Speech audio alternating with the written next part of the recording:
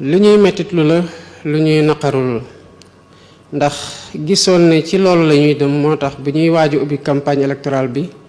ma waxtaane woon ak sénégalais yi waaye tamit waxtaan surtout ak ñi nga xamante ne ñoo soobu ci kujje politique bi ci élection yi ñu nekk.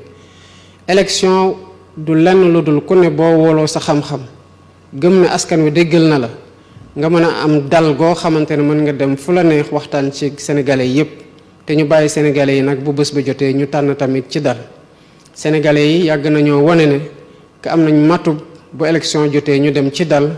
ci jàmm dem wote tànn ku leen neex teg leen fi nga xamante ne foofu la ñuy xëccoo ku mu nekk présidence de la république wala mu nekk assemblée nationale wala mu nekk ci commune yi.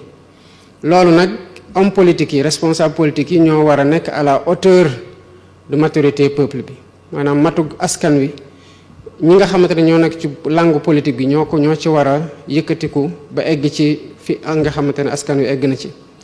waaye nag bu loolu weesoo dama yaakaar ne amul benn sénégalais boo xamante ne di nga wéet ndamoo ne dóor nga sa moroomu sénégalais ba gaañ ko wala sax ba def saafaan lu gën a saafaano noonu. kon ndam amul ci gaañ sa moroomu sénégalais même bu dee moom dafa gëm ne fii la bokk wala ci langue gay la bokk ñun ñëpp ay sénégalais lañu waaye ñun ñëpp tamit ci askan wi la ñuy dem waxtaani ji ak ñoom te gëm naa ne nag ñi am programme am lu ñu waxtaan ak askan gi pour convaincre leen dal gi mooy seen avantage waaye du xuloo yeeg xeex yeeg fitna ji. bi loolu xewee woo naa ministre de la justice moo ma rendre compte ma ne ko na yoon def liggéeyam.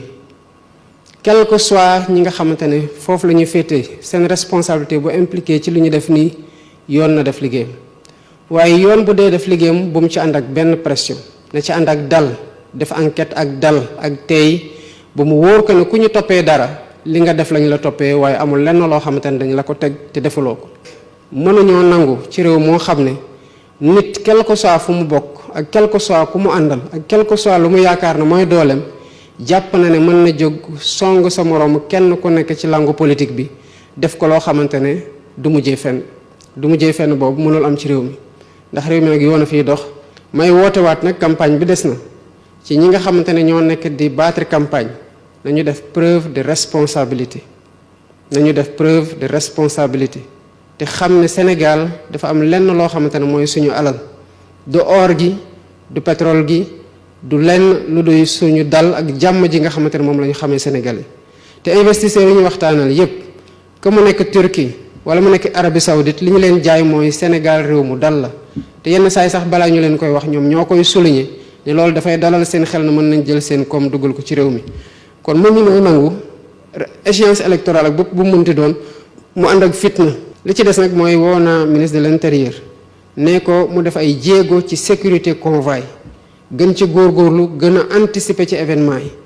boobu ko defee mu xool programme coalition yi fu ñu mën a ñàkk ñu bañ faa daje ñoom ñu liggéey seen liggéey ba loolu bañ faa am te na ci amaan ànd ak commandement territorial yépp ak collaboration coopération directeur de campagne yi nga xamante ne